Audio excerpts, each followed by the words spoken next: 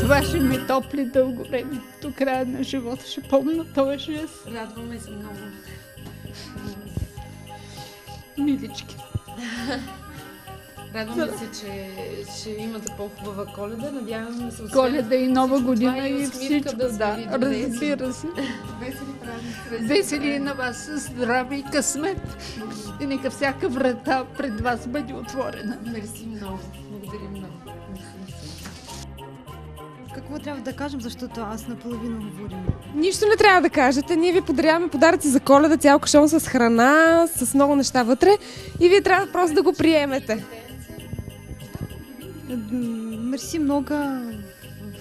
Не знам какво да кажем. Благодаря ви много. Ще приемете ли нашия голям подарък? Добре, приема ли?